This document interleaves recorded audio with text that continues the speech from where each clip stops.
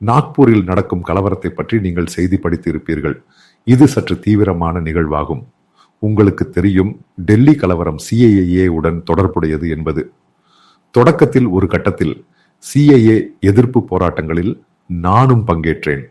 காரணம், முஸ்லிம் மதத்தை மட்டும் தனிமைப்படுத்தி இந்த மசோதாவை கொண்டு வருவதற்கு எதிராக இருந்தேன். சிஏஏ தேவை என்றாலும் இந்த எதிர்ப்பு என்பது மிகவும் வன்முறையாக மாறியது. இந்தியாவின் சொத்துக்களை அழிக்க முயற்சித்ததால இது சரியல்ல. நிச்சயமாக அந்த அளவுக்கு செல்வது சரியல்ல.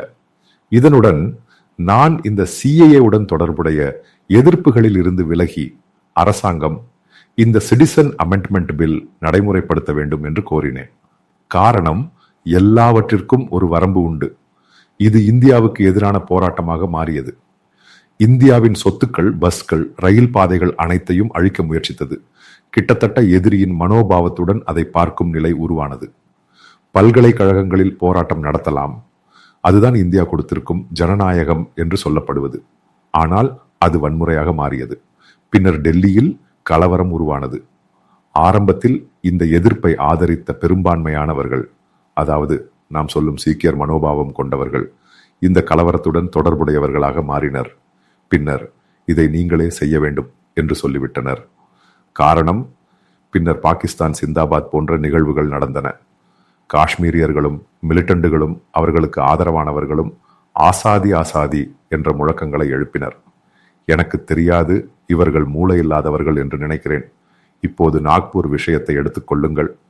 பின்னர் உங்களுக்கு தெரியும், இந்த டெல்லி கலவரத்துடன் தொடர்புடையதாக முஸ்லிம்கள் அதிகம் வாழும் பகுதிகளில் திடீரென கலவரம் உருவானது. டெல்லி போலீஸ் வாகனங்கள் தீ வைக்கப்பட்டன. போலீஸ்காரர்கள் கொடூரமாக தாக்கப்பட்டனர். போலீஸ்காரர்கள் சுட்டுக் கொல்லப்பட்டனர். அதாவது கள்ள துப்பாக்கிகளால் சுட்டுக் கொல்லப்பட்டனர்.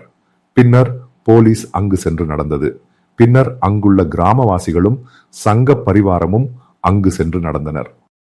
இதேபோல்தான் நாக்பூருடன் தொடர்புடையதாக உங்களுக்கு தெரியும், அவுரங்கசீப் இந்திய முகலாய ஆட்சியாளராக இருந்தார். இந்தியாவை ஆண்ட மிகவும் மோசமான ஆட்சியாளர். ஆயிரக்கணக்கான கோவில்களை அழித்தார். இந்தியாவின் பாரம்பரியமான நூற்றாண்டுகள் பழமையான இந்து கோவில்களை அழித்தார். ஆயிரக்கணக்கான இந்துக்களை பலாத்காரமாக மதம் மாற்றினார். சீக்கியர்கள், அவர்களின் ஒரு குரு, உங்களுக்கு தெரியும், அது பெரிய பிரச்சனையாக மாறியது, பெரிய நிகழ்வாக மாறியது. இந்திய பிரதம மந்திரி அதன் ஆண்டு விழாவில் சென்று பங்கேற்றார்.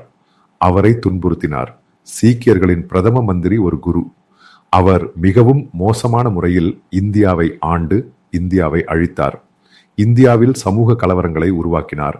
அந்த நிகழ்வில் இஸ்லாமிய இந்தியாவை கொண்டு வர விரும்பிய ஒருவராக இருந்தார் இந்த அவுரங்கசீப். உங்களுக்கு நினைவிருக்கலாம், டெல்லியில் ஒரு முக்கியமான சாலை உள்ளது, அவுரங்கசீப் சாலை. ஏபிஜே அப்துல் கலாம் மறைந்த பிறகு இந்த அவுரங்கசீப் சாலையின் பெயரை மாற்றி ஏபிஜே அப்துல் கலாம் சாலை என்று மாற்றினர். அப்போதைய காங்கிரஸ் மற்றும் பிற அரசியல் கட்சிகளின் சீக்கியர்கள் மிகவும் பிரச்சனையாக இருந்தனர். ஆனால் இந்த அவுரங்கசீப்பின் வரலாற்றை படித்து பாருங்கள். மிகவும் கொடூரமான ஆட்சியாளராக இருந்தார்.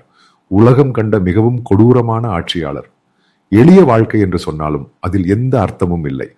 எந்தெந்த முறையில் அன்றைய பழைய இந்தியாவை மக்களுக்கு இப்படி துன்பம் விளைவித்த ஒரு மனிதன், அதாவது முஸ்லிம்கள் அல்லாதவர்களுக்கு வரி விதித்த ஒருவர்.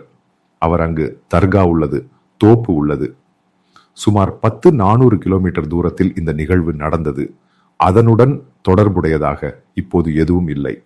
சுமார் 10 அல்லது 50 ஆண்டுகளாக இந்த தோப்பை பற்றி விவாதங்கள் நடந்து வருகின்றன. அங்கு தினமும் சுமார் 2-3000 பேர் பார்க்க வருவார்கள். கடந்த 2 அல்லது 3 வாரங்களில் ஒரு திரைப்படம் வந்தது. அதனுடன் தொடர்புடையதாக மேலும் விஷயங்கள் வருகின்றன. இந்த மக்களின் எண்ணிக்கை திடீரென 100 மற்றும் 200 பேராக குறைந்தது. இது முதல் ஒரு பந்தயம். காரணம், அங்கு சமூக ஊடகங்கள் முழுமையாக எடுத்துக்கொண்டன.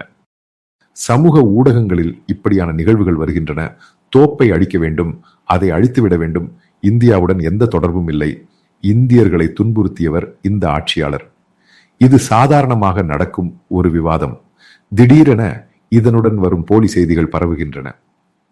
பின்னர் சுமார் சதவீதம் நாக்பூர் நகரத்தில் முஸ்லிம் மக்கள் அதிகம் வாழும் பகுதி உள்ளது. அதன் அருகில் 1 அல்லது 2 கிராமங்களில் சுமார் 47% நாக்பூர் நகரத்திற்கு வெளியே முஸ்லிம் மக்கள் அதிகம் வாழும் பகுதி உள்ளது. பின்னர் இந்த சமூக ஊடகங்களில் நீங்கள் சில வீடியோக்களை பார்க்கலாம். கொடூரமான வீடியோக்கள் ட்விட்டரிலும் மற்றும் பிற இடங்களிலும் வந்து கொண்டிருக்கின்றன. இந்துக்கள் அங்கு வாகனத்தில் செல்கிறார்கள், அவர்களை தடுத்து நிறுத்துகிறார்கள். சிறிது கயிறு காரணம். உங்களுக்கு தெரியும், ஹோலி முடிந்தது, கயிறு வெட்டுகிறார்கள். அவர்கள் வைத்திருக்கும் குங்குமம், அந்த பொருட்களை மாற்றுகிறார்கள். அவர்களை கழுத்திலே ஏறி பிடிக்கிறார்கள். பெண்களை துன்புறுத்த முயற்சிக்கிறார்கள். சுமார் 35 போலீஸ் அதிகாரிகள் தீவிரமாக காயமடைந்துள்ளனர். அதற்குள் 5 பேரின் நிலை மிகவும் கடுமையானது, மிகவும் தீவிரமானது. புரிந்து கொள்ளுங்கள், இவர்கள் பதிலடி கொடுக்க மாட்டார்களா? நீங்கள் இவ்வளவு செய்து முடித்தால் நிச்சயமாக பதிலடி கொடுப்பார்கள். இது 100% உறுதி. அங்குள்ள இந்து சமூகம், அங்கு ஆள்வது பிஜேபி. முதலில் RSSின் தலைமையகம் இந்த நாக்பூர். அங்கு உண்மையில் சங்க பரிவாரத்திற்கு மிகவும் பலமான பிடிப்பு உள்ளது. அவர்கள் இந்த கிராமங்கள் அனைத்தையும் சென்று அடித்து அழிக்க மாட்டார்களா?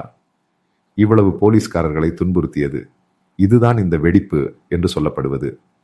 இது ஆமிக்க பலி கொண்டு செல்ல வேண்டிய ஒரு நிகழ்வு. அதை பெரிதுபடுத்தி எதையாவது சொன்னால் திடீரென அங்கு தூண்டிவிடும்.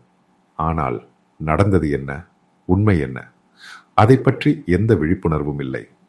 இது கட்டுப்பாட்டில் இல்லாவிட்டால் மற்றொரு குஜராத் போலாகும். அங்கு நுழைந்து அடிக்கும்.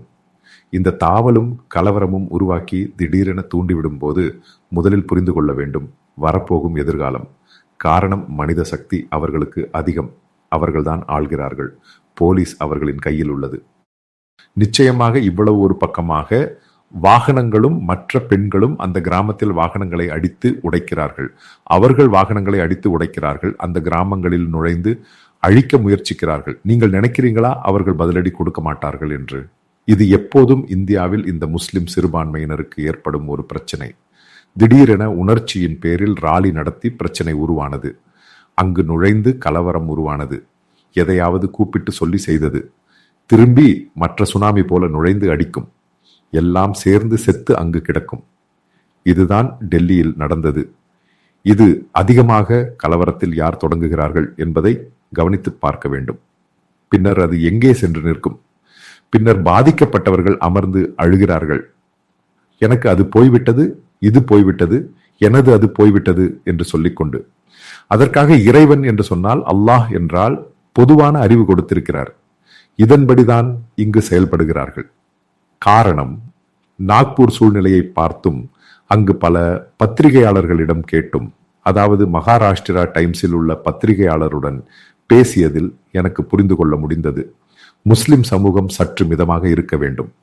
இந்த தூண்டுதலில் எதுவும் நுழைய வேண்டாம். இப்போதைய இந்தியா என்றால் உங்களுக்கு எதிராக உள்ளது. காரணம், நீங்கள் இந்த பழைய இந்தியாவில் காட்டியதைப் போல புதிய இந்தியாவில் காட்ட முடியாது. அவுரங்கசீப்பை இந்தியாவின் பாடப்புத்தகத்தில் இருந்து நீக்க அரசாங்கம் முடிவு செய்துள்ளது. அவுரங்கசீப்பை நீங்கள் தெய்வீகமாக கருதினால் இந்திய அரசாங்கம் அதை ஏற்காது. அதை முதலில் புரிந்து கொள்ளுங்கள். காரணம், நிறைய வரலாறு உள்ளது. அவுரங்கசீப் யார், என்ன கொடூரங்கள் செய்தார்? ஒவ்வொரு இந்தியனும் எந்தெந்த முறையில் இந்திய இந்துக்களை மட்டுமல்ல, இங்குள்ள சீக்கியர்களையும் அழிக்க முயற்சித்தார். அப்படி ஒரு ஆட்சியாளர் ஆட்சி செய்தார். அவரை இப்பொழுது தூக்கி பிடித்து அந்த தர்காவுடன் தொடர்பு படுத்தி நீங்கள் இதை முன்னோக்கி பல விஷயங்களை பார்க்கும்போது அதற்குள் தூண்டுதல் உருவானது. ஒரு கலவர முறையில் உருவானால் பதிலடி கிடைக்கும். காரணம், சில சந்தர்ப்பங்களில் போலீசுக்கும் இராணுவத்திற்கும் கட்டுப்படுத்த முடியாது.